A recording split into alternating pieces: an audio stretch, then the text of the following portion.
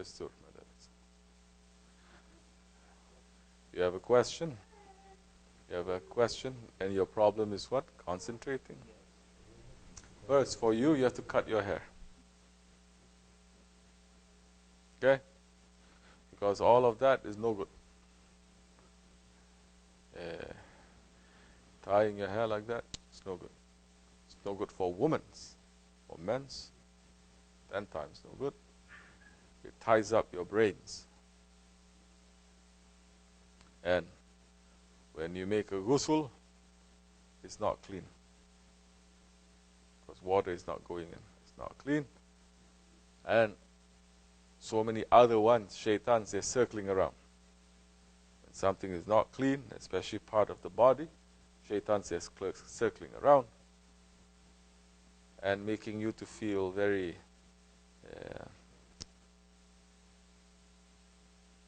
how you say? Dull. Right? You feel dull. So you want to feel sharp, not dull. You want to be awake, not sleeping. So first, for yourself, certain things you have to change. Change not according to the fashion. Change according to what Allah and His Prophet wants. There is a fashion. Fashion means it comes and goes. Sunnat of the Prophet ﷺ, if you keep it properly, then it's going to give you success in dunya and akhirat. First you believe, then you have to practice. You have to put it in your life. Only then that religion, that belief, it becomes real. It becomes something that is not fake. It becomes something that is a part of your life. You are not making separation between your belief and your life. We are saying we are murids, or mu'mins. That means priority is Allah. Priority is the Holy Prophet ﷺ. Priority are those guides that brings us to Allah and His Prophet, our Shaykhs. That is priority. That means you have to look and you have to study them. Because they looked and they studied their Shaykh. And their Shaykh looked and studied their Shaykh, continuing to the time of the Prophet ﷺ. And when they study, they take what is there to put it in their lives. And they are only looking to please that one, their guide in front of them, not anyone else. Not their father, mother, sons, daughters, husbands, wives, president, porter, no. They're only looking that one to please. If you please that one, the whole dunya and akhirat will be pleased with you. Who is not going to be happy with you? Shaitan and shaitanic people. That's it. Why you want shaitan and shaitanic people to be pleased with you? So leave them. You have to come to a choice. They're so easy. I love all these philosophy they like to put everywhere. There's no philosophy in Islam. Life is about choices, you see. Really? As a believer, as a spiritual person, you're saying, do we really have a choice? Do we? No, you have. Of course you have choices. You're a human, you have choices. Is it? A believer is completely separate. Someone else, something else. Let me bring it down one more level of understanding. Not down, but I'm saying down because so many people will not like this. But I'm going to put it out there, especially American types. Does a servant have choices? We're not going to use the word slave, because slave completely they don't like. And Allah does not like slaves anyway. He loves servants. Does a servant have choice?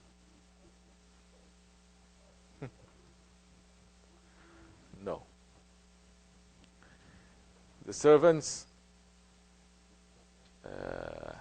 reason is to please the master, nothing else. There's no choice in that.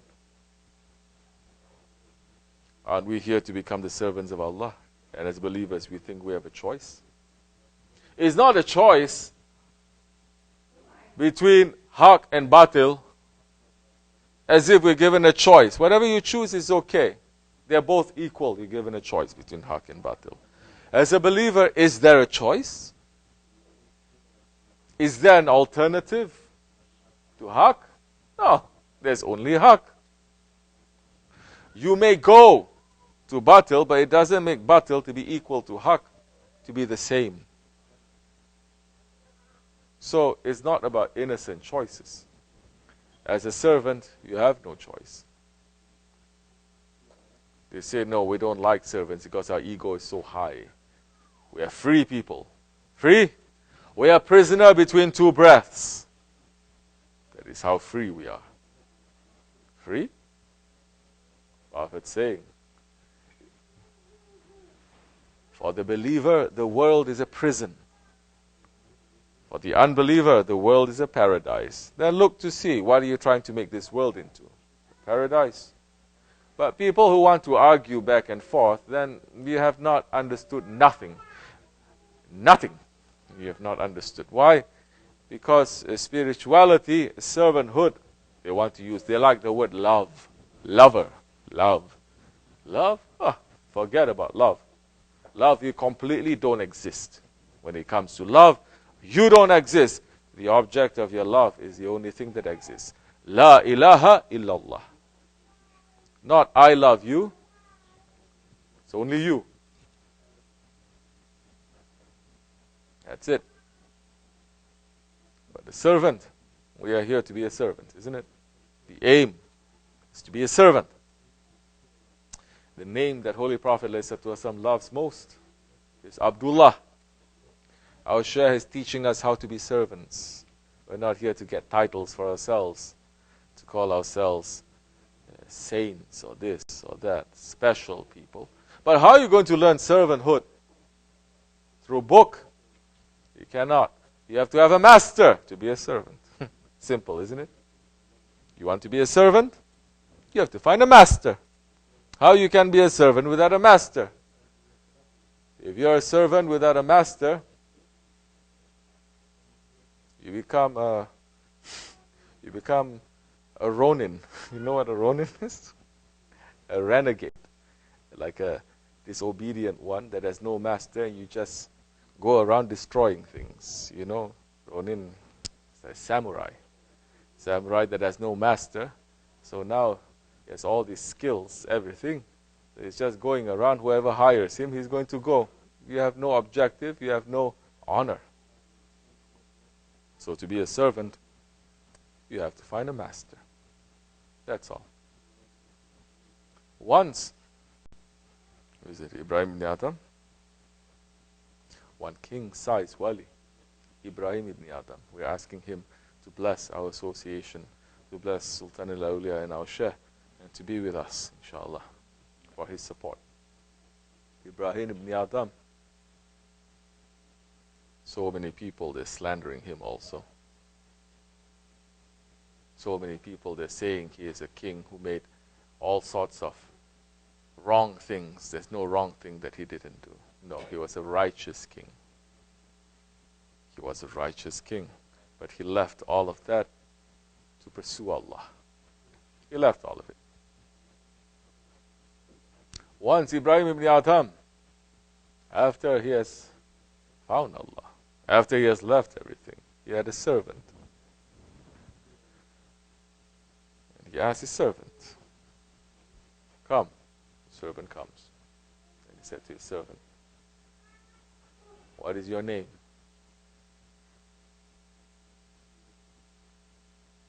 And that servant said, whatever you call me, that is my name. He says, where do you live? He says, wherever you put me, that is where I live. What do you eat? Whatever you feed me, that's what I will eat. What do you wear? Whatever you clothe me, that is what I'm going to wear. and said, what is it that you desire? What is it that you want as a servant? That servant says, what has a servant has to do with a desire? A servant has nothing to do with a desire. Ibrahim ibn Adam heard that. He started crying and he fainted. And he says, Ya Rabbi, this one is your servant, not me. I have not reached to that level of servanthood.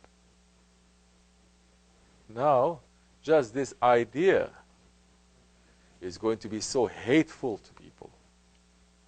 So many, we're not talking about non-Muslims. Maybe so many non-Muslims, they understand this because they're not here to argue.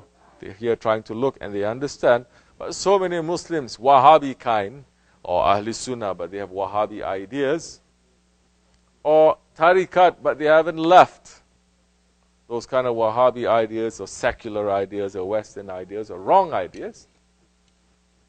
They are going to be so opposed to this. They're going to hate this. They say, you see, he's teaching people how to follow a cult, how to be brainwashed, how not to have a mind, how not to have anything, but just to follow like a robot. So many Muslims are going to say that. We know that part. MashaAllah. So much faith you have. You're going to say that way too. Those ones who are saying that, who are claiming that, if the Sahaba Kiram were here, they're going to say that to the Sahabis. They say, what are you doing? You're being brainwashed by him, by the Prophet.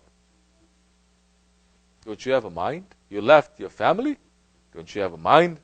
You left your world? Don't you have a mind? You're following him like a master? Don't you have a mind? When he speaks, you just sit still and you don't even move. Don't you have a mind? Aren't you a man? You say to him, may my life be sacrificed for you. What kind of cult you're following? Same Muslims who are opposed to what I've just said will also say that to the Sahaba Kiram.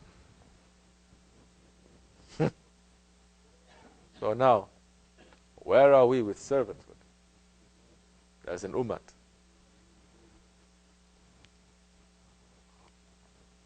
Some, they found masters, but they have problems with the master. Some, they're following their master for years, for decades, but they're always keeping in sight because they say, no, this one is not perfect. It doesn't fit. That one is doing everything according to Shariat, but he's saying, no, it doesn't fit. And the rebelliousness always is there. One day it's going to come up, and one day you see, they say, goodbye, Charlie. Goodbye. And they left. It has happened. Some, they have found a master, but they say, it's only me and my Shaykh, no one else. Isn't that a big disease now in Tariqat? Only me and my Shaykh, no one else can tell me what to do. Don't anyone dare tell me what to do. Only Shaykh can tell me what to do.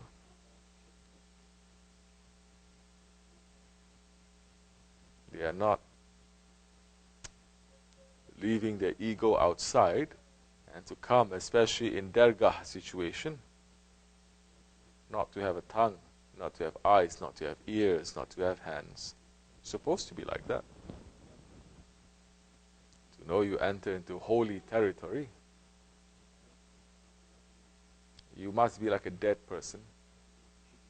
Not to the Shaykh. So easy to say. The Shaykh is not testing you, but he may test you through other murids. You come in, you see, especially those who are coming new, to observe properly. Not always to say, why is it like this, why is it like that, why is it like this, why is it like that. Every time, why? But no, you're going to sit, you say, no, I'm not going to judge. That's the time you're not going to judge, especially if you're there to learn. Because you don't have proper eyes to see, you don't have proper tongue to speak, you don't have proper ears to hear. You're just going to see things are happening, and you're going to find reasons, even if it is wrong, You say it is correct. And you're going to find wisdom in those things. Awliya Allah, they are watching. And even if wrong people are putting pressure on you, they see you're not fighting, you're following. You say, Awliya Allah, as you like. Not only to the Shaykh, but to the people around. And trying to understand in the wisdom. Even if that one is wrong, which is not happening here in our association. And if that one is correct, Allah is watching. You're going to make progress very quickly, very easily. You're going to make a connection to your Shaykh. And you start serving properly. You start making good connections to people around you. You're going to be someone that everyone loves to be around. Because you're not complaining, you're smiling. Even when you see something wrong, you say, eh. People shouting at you, saying something to you, you say, eh. Yeah. There are some people here, because they're always smiling, they never fight back. But, so how are you going to be a servant now? You only say, it's just me and my Shaykh, no one else.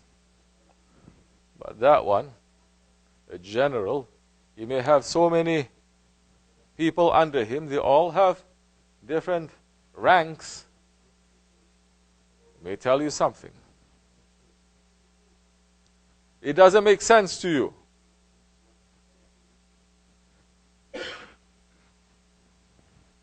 Sit down and understand.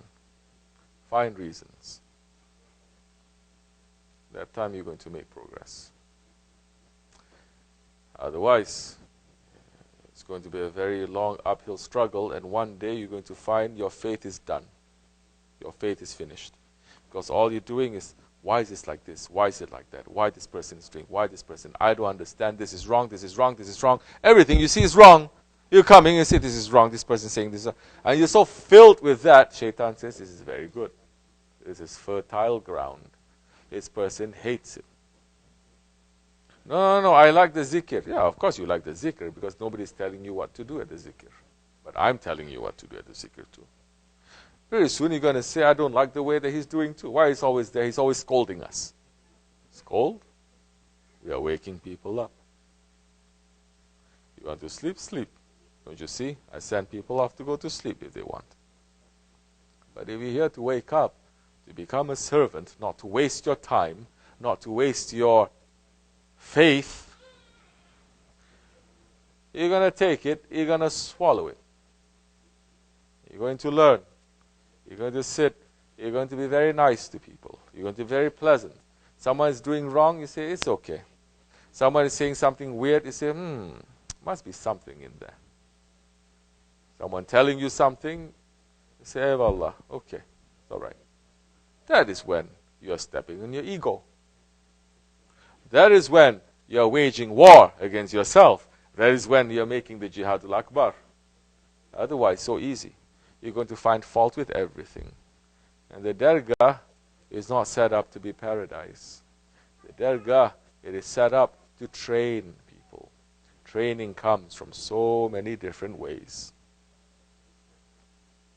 If you have that intelligence, which so many of you have, but you leave it when you enter to the Dargah, instead of having the intelligence to say, aha, this is happening, I don't like it. Maybe Shaykh is testing me. Definitely, everything that happens in the Dargah is a Shaykh that's moving people around, isn't it? So I'm not going to complain. I'm not even going to think wrong. Let me just say that, okay, this is right, to go along with it. You're going to gain a lot. Believe me. Trust me. Trust me. We've experienced that before. If it is wrong way to do things, I'm not going to tell you that. And if I tell you that, I'm going to be punished very heavily. I'm not telling you something that is wrong. I'm telling you something that is right, that Shaykh Effendi has said, and I've experienced it. Once you pass through that station, then it's easy. You may even be, that time, be given authority to do certain things and to tell people to do certain things. That time you don't want anything because you just want to sit back. But they say, no, no, no, no. You don't enter to tariqat to relax and to sit back. Now you're going to be in front and you're going to learn to do something. It's difficult. Why you enter to tariqat? So easy, people saying Sufism is jihadul akbar, the biggest war, struggle against the ego. But when something touches them, they say, no, no, no, no. This is not Sufism. Love. Let's